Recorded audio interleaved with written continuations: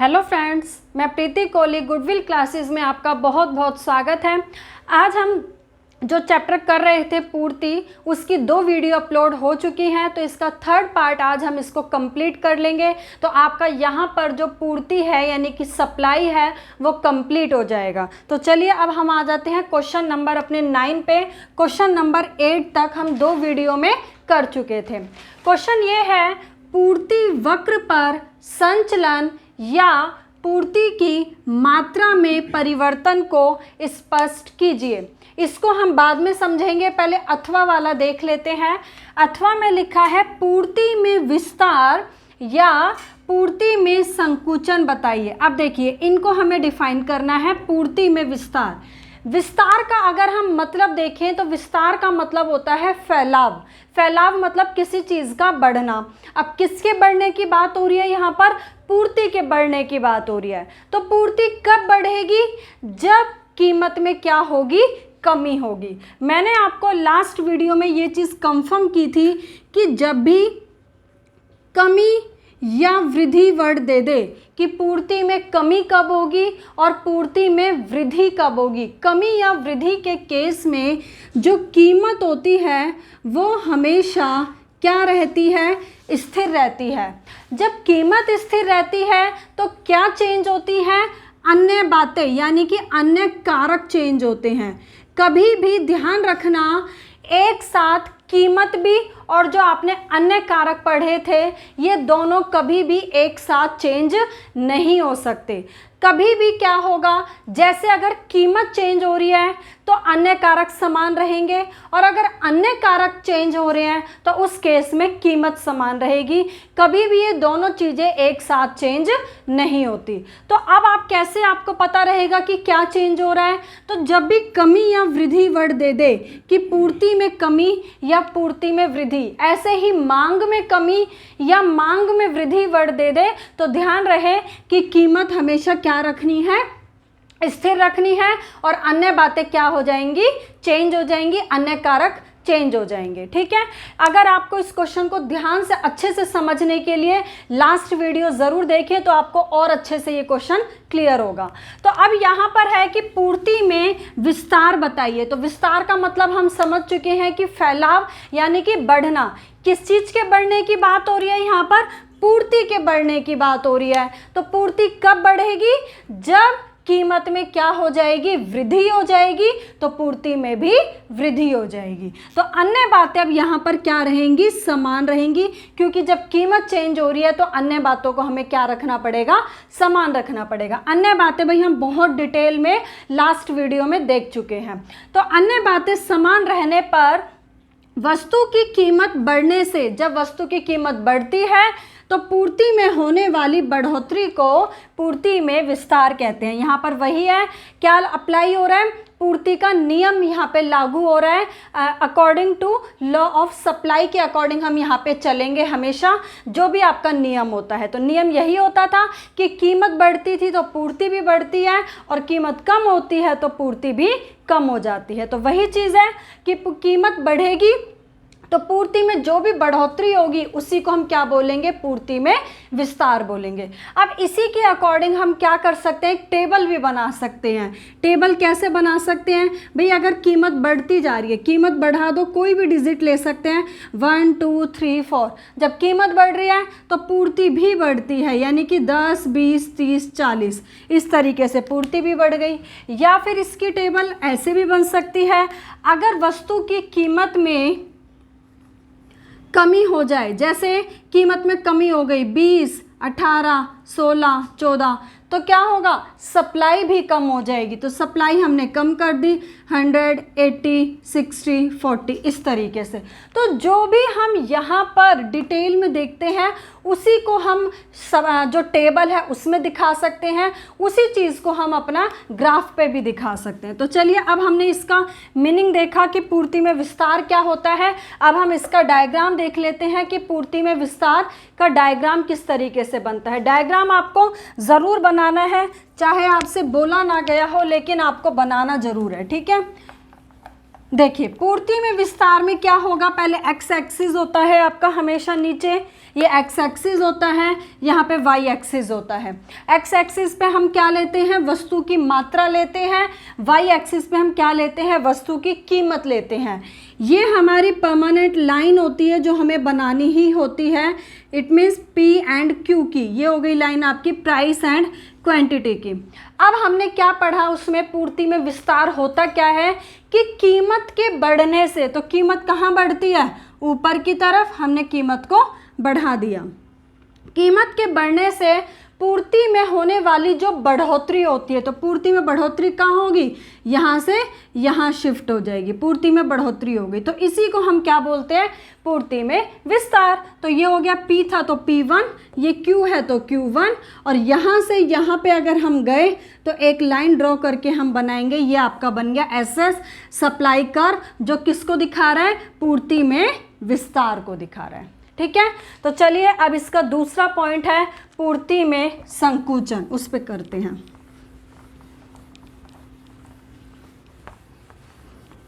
देखिए पूर्ति में संकुचन जस्ट इसका अपोजिट हो जाएगा। पूर्ति में संकुचन यहाँ पे क्या है, संकुचन का मतलब क्या होता है, सिकुड़ना, यानी कि कम होना। किसके कम होने की बात हो रही है, पूर्ति के कम होने की बात हो रही है। तो पूर्ति कम कब होगी, जब कीमत में कमी हो जाएगी। तो सेम वही अन्य बातें क्या रहेंगी, समान रहेंगी। जब कीमत में गिरने से, कीमत के गिरने से या कीमत में कमी होने से पूर्ति में जो होने वाली जो कमी होती है उसी को हम बोलते हैं पूर्ति में संकुचन। अब इसका हम ग्राफ, बिल्कुल अगर आप इसकी टेबल बनाना चाहो तो टेबल भी वैसे ही बन जाएगी। कैसे, हमें क्या दिखाना है, पूर्ति में संकुचन। वो वहाँ पे एक मिस्टेक हो गई, जो विस्तार था तो विस्तार में सिर्फ कीमत को बढ़ा के दिखाना है। मैंने आपको दोनों बना दी थी टेबल वहाँ पे। विस्तार का मतलब होता है बढ़ना, पूर्ति का बढ़ना। तो पूर्ति कब बढ़ेगी, जब कीमत बढ़ेगी। तो वहाँ पे टेबल सिर्फ एक ही बनेगी कि कीमत बढ़ेगी तो पूर्ति बढ़ेगी। यहाँ पर टेबल दूसरी बन जाएगी कीमत के कम होने से। अब कीमत हम कम कर देते हैं 10, 9, 8, 7। जब कीमत हम कम कर देते हैं तो पूर्ति में भी कमी हो जाती है। तो पूर्ति हमने कम कर दी 100, 90, 80, 70। तो इसी को हम क्या बोलेंगे, पूर्ति में संकुचन। वहाँ पे दो टेबल बना दी, दो नहीं बनेगी, ओनली विस्तार के लिए वृद्धि की टेबल बनेगी। अब चलिए इसका डायग्राम देख लेते हैं। डायग्राम में क्या है, नीचे हमेशा एक्स एक्सिस पे वही सेम चीज़ है, वस्तु की मात्रा ली जाती है, वाई एक्सिस पे वस्तु की कीमत ली जाती है, और जो परमानेंट लाइन होती है वो हमारी ये होती है P एंड Q।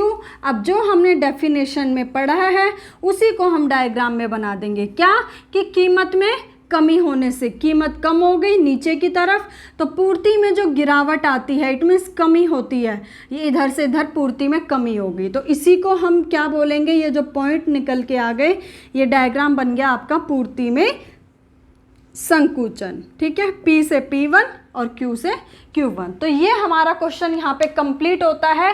क्वेश्चन यही पूछा था कि पूर्ति में विस्तार और पूर्ति में संकुचन बताइए। अब चलिए इस क्वेश्चन को एक बार हम अगेन देख लेते हैं, जो ऊपर करके पूछा हुआ था, अथवा में क्या पूछा हुआ था उसको देख लेते हैं। यहाँ पर क्वेश्चन में पूछा था कि पूर्ति वक्र पर संचलन बताइए। तो देखिए अगर वर्ड आता है पूर्ति वक्र पर संचलन, संचलन का मतलब होता है मूवमेंट, यानी कि मूव करना, चलना। चलन माने चलना। किसके चलने की बात हो रही है, पूर्ति वक्र। पूर्ति वक्र मतलब जो हम एसएस बनाते हैं, एसएस के चलने की बात हो रही है। तो देखिए क्वेश्चन आया कि पूर्ति वक्र पर संचलन को बताइए, या पूर्ति वक्र पर संचलन कितने प्रकार से होता है। तो आप क्या बताएंगे कि पूर्ति वक्र पर संचलन दो प्रकार से होता है, एक पूर्ति में विस्तार और दूसरा पूर्ति में संकुचन के कारण, और दोनों को हम अलग अलग क्या कर देंगे, एक्सप्लेन कर देंगे। राइट। अब यहाँ पे आप कहेंगे कि संचलन, अभी एक इसके बाद एक क्वेश्चन नंबर 10 हम करेंगे, वो बिल्कुल इससे रिलेट करके क्वेश्चन को हम तैयार करेंगे, और दोनों क्वेश्चन एग्जाम में बहुत इंपॉर्टेंट है, चाहे वो डिमांड का हो चाहे वो सप्लाई का हो। ये क्वेश्चन ऐसा है, डिमांड में भी है सप्लाई में भी है, किसी ना किसी एक चैप्टर से इस क्वेश्चन को जरूर पूछा जाता है, 100% पूछा जाता है। और ये क्वेश्चन नंबर 9 और जो अभी हम करेंगे क्वेश्चन नंबर 10, इन दोनों को आपस में रिलेट करके भी पूछ लेता है, दोनों का आपस में डिफरेंस भी पूछ लेता है, ठीक है। तो वो मैं आपको बताऊंगी कैसे करके पूछता है। तो पहले हमने इसको देखा कि अगर एग्जाम में ऐसे आता है कि पूर्ति वक्र पर संचलन को स्पष्ट कीजिए, तो आप बताएंगे कि संचलन दो प्रकार से होता है, विस्तार के कारण और संकुचन के कारण, और दोनों को अलग अलग हम क्या कर देंगे, एक्सप्लेन कर देंगे। अगले क्वेश्चन में है पूर्ति की मात्रा में परिवर्तन को स्पष्ट कीजिए। अगर क्वेश्चन ये आता है कि पूर्ति की मात्रा में परिवर्तन कितने प्रकार से होता है, तो भी आप यही कहेंगे दो प्रकार से होता है, एक विस्तार के कारण और एक संकुचन के कारण, और दोनों को अलग अलग एक्सप्लेन कर देंगे। तो राइट, यहाँ पे क्वेश्चन ये पूछेगा तब आपको क्लियर है, ये वाला पूछ लिया तो आपको क्लियर है कैसे आंसर देना है। और पर्टिकुलर अगर ये नेम दे दिया तो जो नेम दे रहा है, विस्तार दे रहा है तो विस्तार बताएंगे, संकुचन दे रहा है तो संकुचन बताएंगे। इसका भी मैं आपको रीजन भी बताऊंगी कि इसमें संचलन में ये विस्तार और संकुचन क्यों बताते हैं, याद रहेगा आपको रीजन के साथ, ठीक है। तो चलिए पहले हम क्वेश्चन नंबर 10 करते हैं, फिर इनको आपस में हम क्वेश्चंस को रिलेट करेंगे। क्वेश्चन नंबर 10 है अब आपका, पूर्ति वक्र का खिसकाव या पूर्ति में परिवर्तन को स्पष्ट कीजिए। अब देखिए यहाँ पर पहले हम अथवा वाला देख लेते हैं क्या पूछा गया है, फिर उसको देखेंगे। यहाँ अथवा में पूछा है पूर्ति में वृद्धि या पूर्ति में कमी बताइए। तो देखिए मैंने आपको अभी बताया था, क्वेश्चन आ गया पूर्ति में वृद्धि या पूर्ति में कमी। तो वृद्धि या कमी वर्ड आते ही समझ जाना कि कीमत क्या रहेगी, स्थिर रहेगी। पूर्ति बढ़ेगी या पूर्ति घटेगी, सिर्फ एक रीजन से घटेगी, अन्य कारकों में परिवर्तन की वजह से, ठीक है। यहाँ पर इस केस में कीमत क्या रहती है, स्थिर रहती है। तो यही पॉइंट है आपका पूर्ति में वृद्धि। तो क्या रहेगा कि कीमतों के स्थिर रहने पर जब अन्य कारकों के, या आप इसको ऐसे लिख सकते हैं, जब अन्य कारकों में परिवर्तन के कारण वस्तु की पूर्ति में बढ़ोतरी हो जाती है तो उसी को पूर्ति में वृद्धि कहते हैं। अन्य कारक में परिवर्तन आप पढ़ चुके हैं, जैसे टेक्नोलॉजी में चेंज होना, टैक्सेशन की जो पॉलिसी है उसमें चेंज होना, फर्मों की संख्या में चेंज होना, तो ये सब अन्य कारक थे। यहाँ पे अन्य कारकों के नाम लिखने की ज़रूरत नहीं है क्योंकि कई सारे हैं, ये 1, 3 या 4 नंबर में क्वेश्चन होगा, तो इसलिए आपको बस अन्य कारक ही लिख देना यहाँ पे, ठीक है। तो इसको हम बोलते हैं पूर्ति में वृद्धि। अब इसकी भी टेबल हम बना सकते हैं, कैसे, जैसे यहाँ पे प्राइस लिया हमने, यहाँ पर क्वांटिटी ली, हमने बोला कीमत के स्थिर रहने पर। अब कीमत स्थिर है तो कीमत ये स्थिर है भाई, 10 10 10, ऐसे कीमत क्या चल रही है, स्थिर चल रही है। अन्य कारकों में जब टेक्नोलॉजी में, टैक्सेशन की पॉलिसी में चेंज आया तो सप्लाई बढ़ गई, तो बढ़ने की वजह से ये डिजिट इस तरीके से हो गई, 100, 120, 140, 160। तो इसी को हम क्या बोलेंगे, पूर्ति में वृद्धि बोलेंगे कि कीमत स्थिर है और अन्य कारकों में परिवर्तन के कारण सप्लाई क्या हो गई है, बढ़ गई है। तो ये हो गया हमारा पूर्ति में वृद्धि। तो चलिए अब इसका हम डायग्राम देख लेते हैं आगे कि किस तरीके से इसका डायग्राम बनेगा। पूर्ति में वृद्धि का डायग्राम देखते हैं। देखिए यहाँ पर सेम वही चीज़, नीचे एक्स एक्सिस है वस्तु की मात्रा, वाई एक्सिस पे वस्तु की कीमत, उसके बाद प्राइस एंड क्वांटिटी की जो लाइन होती है वो हमेशा कांस्टेंट फिक्स आपको बनानी ही बनानी है। अब क्या पढ़ा था आपने, जो डेफिनेशन पढ़ते हैं वही डायग्राम में बनाते हैं। कीमत के स्थिर रहने पर देखिए हमने कीमत को स्थिर दिखा दिए, ना तो कीमत को बढ़ाया ना कीमत को घटाया, कीमत हमने कांस्टेंट दिखा दी। तो कीमत जब स्थिर रहती है तो पूर्ति में जो वृद्धि होती है, तो वृद्धि इस साइड होती है, ये हो गई, ठीक है, या बढ़ोतरी होती है। तो ये जो बढ़ोतरी हुई है पूर्ति में, यही क्या कहलाएगी, पूर्ति में वृद्धि। अब ये वाला जो एसएस है ये परमानेंट एसएस है, जो हमेशा एसएस इस तरीके से बनता ही बनता है, वो आप पढ़ चुके हैं। ऐसे बनता क्यों है, according to law of supply. अब जो न्यू एसएस होगा वो इस वाले पॉइंट पे, जहाँ पे नया प्राइस ये कांस्टेंट वाला और नई क्वांटिटी जहाँ पे एक दूसरे को इंटरसेक्ट कर रहे हैं, एक दूसरे को काट रहे हैं, तो ये नया पॉइंट क्या हो गया आपका, S1 हो गया।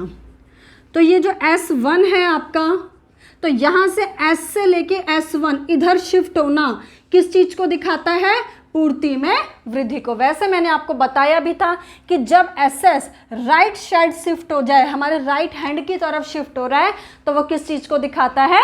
वृद्धि को दिखाता है। तो ये हमारा कंप्लीट हो गया पूर्ति में वृद्धि। अब चलते हैं पूर्ति में कमी। पूर्ति में कमी जस्ट इसका अपोजिट हो जाएगा कि कीमत क्या रहेगी? स्थिर रहेगी, और अन्य कारक जो भी हैं, टैक्सेशन, फर्मों की संख्या, संबंधित वस्तु, तकनीक वगैरह, ठीक है, उन सब के चेंज होने के कारण, तो यहाँ पे भी ऐसे लिख सकते हैं, अन्य कारकों में परिवर्तन के कारण जब वस्तु की पूर्ति में जो गिरावट आएगी उसी को बोलेंगे पूर्ति में कमी। अब डायग्राम यहाँ पे भी यही बन सकता है कि कीमत स्थिर है, हमने कीमत स्थिर दिखा दी, और पूर्ति में क्या हो गई है? कमी हो गई। तो 100, 90, 80, 70, इस तरीके से ये डायग्राम, ये टेबल बना सकते हैं। क्या हो गया? पूर्ति में कमी का। ठीक है, बिल्कुल इसी की तरह अब जैसे अभी हमने वृद्धि का डायग्राम बनाया था, ऐसे ही अब हम कमी का डायग्राम देख लेते हैं। बिल्कुल इसका अपोजिट है। परमानेंट लाइन ये P होती है, ये परमानेंट लाइन P होती है, और यहाँ पे ये Q होता है। ठीक है, उसके बाद कीमत स्थिर है, तो हमने ये आगे तक दिखा दिया कि कीमत स्थिर चल रही है। अब पूर्ति में कमी कहाँ होती है? ये इधर है, तो इधर की तरफ क्या होती है? हमारे लेफ्ट हैंड की तरफ पूर्ति में कमी हो गई। ये Q1 हो गया। अब एसएस बनाना है। ये जो पहले वाला एसएस था ये परमानेंट एसएस है। उसके बाद अब हम न्यू एसएस बनाएंगे, तो न्यू एसएस ये वाला बनेगा जहाँ पर प्राइस और क्वांटिटी एक दूसरे को क्या कर रहे हैं? इंटरसेक्ट कर रहे हैं। तो ये हो गया आपका न्यू S1। तो अगर ये एसएस यहाँ से लेफ्ट हैंड की तरफ शिफ्ट हो रहा है, तो ये किस चीज़ को दिखा रहा है? पूर्ति में कमी को दिखाता है। ठीक है, तो हमने ये 2 पॉइंट अपने क्लियर कर लिए, पूर्ति में वृद्धि क्या है और पूर्ति में कमी क्या है। अब हम इस क्वेश्चन को फिर अगेन देख लेते हैं ऊपर जाके, किस क्वेश्चन में ऊपर क्या पूछा हुआ था, क्योंकि क्वेश्चन 2 तरीके से था, अथवा में भी था।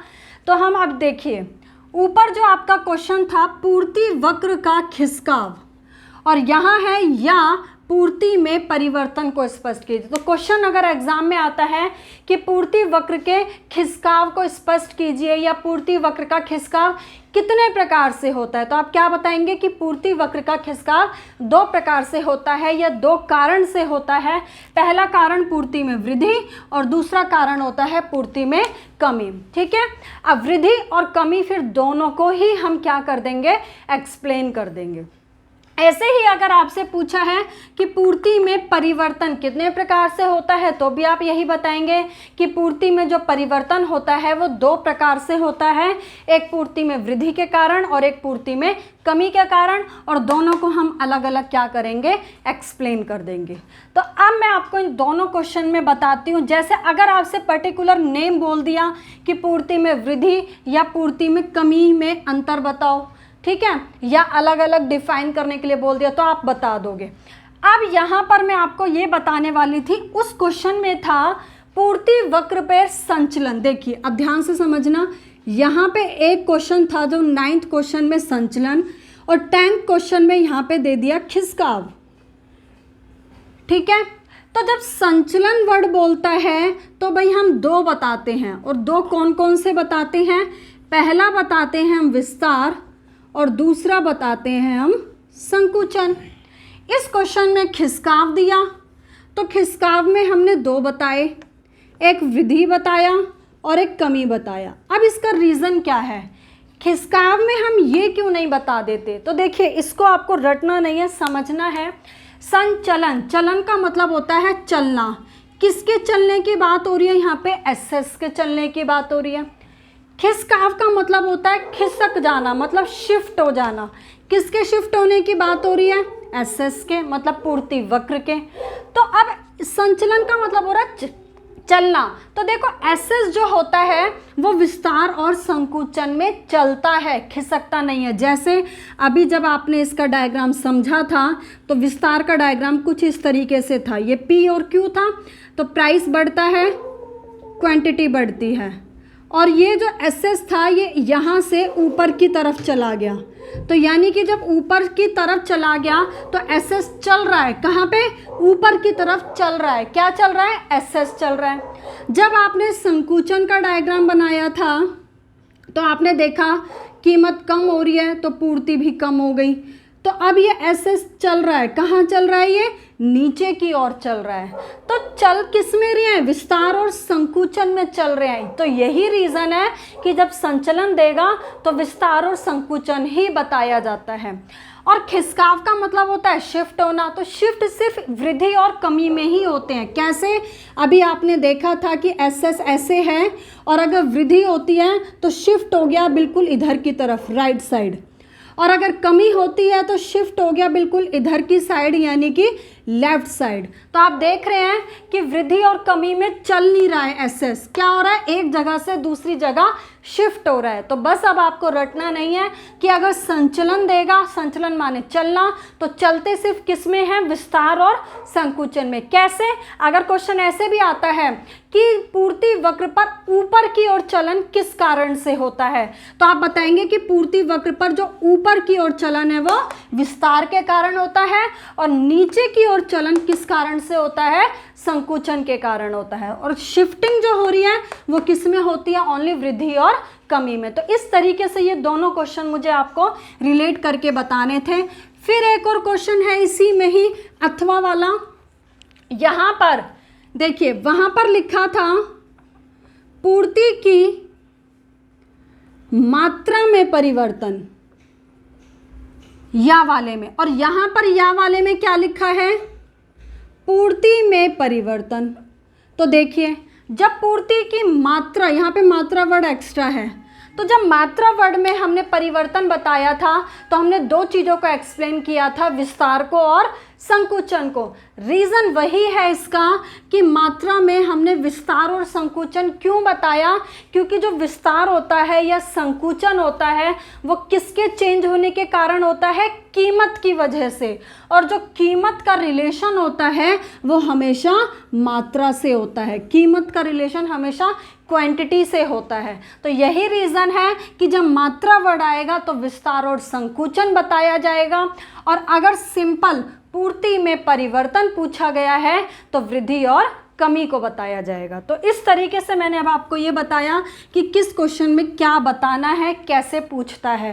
अब इन दो क्वेश्चन को हम और भी देख लेते हैं तरीके कि कैसे कैसे आपस में इनको क्वेश्चन को कनेक्ट करके पूछता है। तो चलिए, इन दो क्वेश्चंस के मैंने कुछ क्वेश्चंस बनाए हुए हैं, वो मैं आपको बताती हूँ कैसे कैसे पूछता है।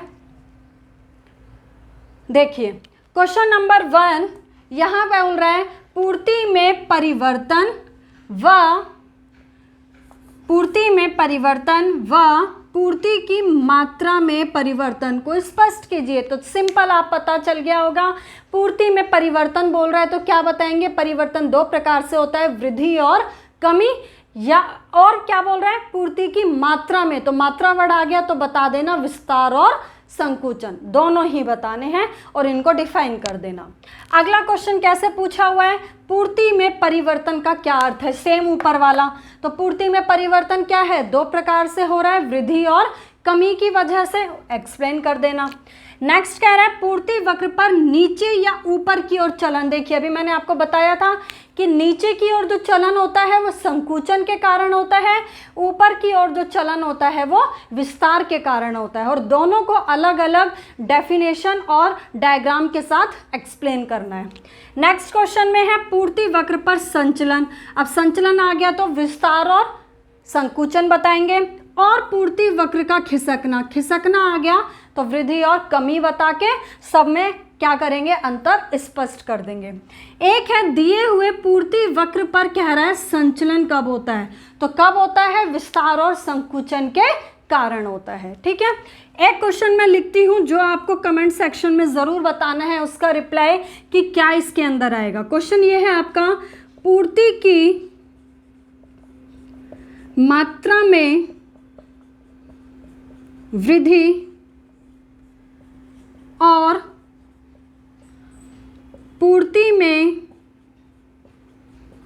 कमी के बीच अंतर बताइए।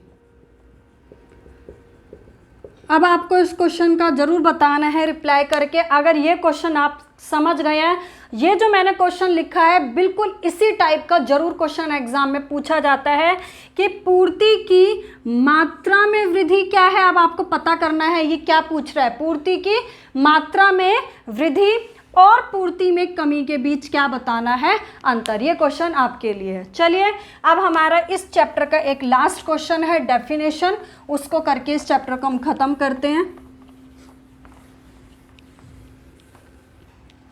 नेक्स्ट अब आपका है यहाँ पे डेफिनेशन, पहली है व्यक्तिगत पूर्ति और दूसरी है बाजार। देखिए व्यक्तिगत का मतलब होता है इंडिविजुअल, यानी कि सिंगल पर्सन की बात हो रही है। तो जब सिंगल पर्सन की बात हो रही है और बात है पूर्ति की, तो हम क्या बोलेंगे कि जब एक विक्रेता या एक उत्पादक जो भी पूर्ति करता है तो उसी को व्यक्तिगत पूर्ति बोलेंगे। लेकिन इसको डिफाइन कैसे करेंगे कि बाजार में एक विशेष समय पर जब सप्लाई की जाती है, कोई ना कोई एक टाइम पीरियड होता है, समय होता है, वस्तु की एक दी हुई कीमत पर कुछ ना कुछ वस्तु का प्राइस भी होता है। जब एक विक्रेता, यहाँ पे एक वर्ड लगाना बहुत ज़रूरी है क्योंकि व्यक्तिगत की बात हो रही है, इंडिविजुअल पर्सन की बात हो रही है, तो हम बोलेंगे कि एक विक्रेता के द्वारा जो भी वस्तुओं की क्या की जाती है, पूर्ति की जाती है, सप्लाई की जाती है, उसी को हम बोलते हैं व्यक्तिगत पूर्ति बोला जाता है। ठीक है, नेक्स्ट है अब आपका बाजार पूर्ति क्या होता है। तो बाजार में तो बहुत सारे उत्पादक होते हैं, तो जब हम सभी उत्पादक की, सभी विक्रेताओं की सप्लाई को ऐड कर लेते हैं तो जो टोटल सप्लाई होती है वही क्या बन जाती है, आपकी बाजार पूर्ति या मार्केट सप्लाई बन जाती है। यहाँ पर है बाजार में एक विशेष समय पर, कोई ना कोई टाइम पीरियड पे, किसी न किसी दी हुई कीमत पे, जब सभी विक्रेता, क्योंकि यहाँ पे बाजार है तो सारे विक्रेताओं की बात है, सभी विक्रेताओं की कुल पूर्ति को, क्योंकि सभी की हम क्या कर लेते हैं, ऐड कर लेते हैं, तो कुल पूर्ति को क्या बोलते हैं हम, बाजार पूर्ति कहते हैं। अब देखिए इसको मैं आपको थोड़ा सा टेबल से और बताती हूँ। जैसे मान के चलिए वस्तु का प्राइस है, ठीक है, प्राइस है 1 2 3 4, प्राइस बढ़ता जा रहा है। तो जब प्राइस बढ़ता है तो हमारी जो वस्तु की सप्लाई है वो बढ़ती चली जाती है। पता है आपको, हमने बढ़ा दिया 10 12 14 16 इस तरीके से। अगर हम सिर्फ इतनी टेबल बना रहे हैं, ये एक वस्तु की कीमत थी, ये कोई ए व्यक्ति था जो वस्तुओं की क्या करता था, ऐसे ऐसे इस कीमत पर इतनी इतनी वस्तुओं की सप्लाई करता था। तो ये तो हमारी बन गई व्यक्तिगत पूर्ति की टेबल, क्योंकि एक पर्सन के लिए बना दी। लेकिन अगर बात होती है बाजार पूर्ति की, तो बाजार में मैंने बताया जितने भी विक्रेता हैं सभी विक्रेताओं की सप्लाई को ऐड कर लिया जाता है। तो मान के चलिए ये प्राइस है, ए विक्रेता इतनी सप्लाई करता था, हम बी की और सी की, तीन विक्रेताओं की ऐसे ही अलग अलग सप्लाई को ले लेंगे। भाई बी करता था कुछ इस तरीके से 20 40 60 80। सी की जो सप्लाई थी वो कुछ इस तरीके से थी 10 11 12 13। तो हमने तीनों की अलग अलग सप्लाई को दिखा दिया। अब अगर बाजार पूर्ति की बात हो तो ए प्लस बी प्लस सी तीनों विक्रेताओं की सप्लाई को हम क्या कर देंगे, ऐड कर देंगे। तो जो टोटल सप्लाई होगी वो क्या बन जाएगी आपकी, वही बाजार पूर्ति यानी कि मार्केट सप्लाई बन जाएगी। कैसे, इनको ऐड कर दो 20 30 40। तो हम ये कहेंगे कि जब 1 रुपये वस्तु की कीमत थी तो मार्केट में सभी विक्रेताओं जो पूर्ति करते थे मिला के 40 वस्तु की करते थे। ऐसे ही 40 10 50 51 52 53 63 आ गया। ठीक है, 60 70 80 86 आ गया। ऐसे ही आपका ये आ गया 6 और 3 9 8 और 3 11। तो इस तरीके से ये हमारी क्या बन जाती है, बाजार पूर्ति की टेबल बन जाती है। तो चलिए अब ये आपका जो सप्लाई चैप्टर है ये यहीं पे कंप्लीट होता है। इसकी मैंने 2 वीडियो पहले अपलोड हो चुकी हैं, इसका पार्ट 3 है। तो तीनों पार्ट देखने के बाद आपको कंप्लीट ये चैप्टर समझ में आ जाएगा। इसके बाद आपको अदर बुक की या नोट्स की पढ़ने की ज़रूरत नहीं पड़ेगी। यहीं से सिलेक्टेड क्वेश्चंस है, यहीं से एग्ज़ाम में बिल्कुल पूछा जाएगा, ये 100% श्योर है। Okay, thank you.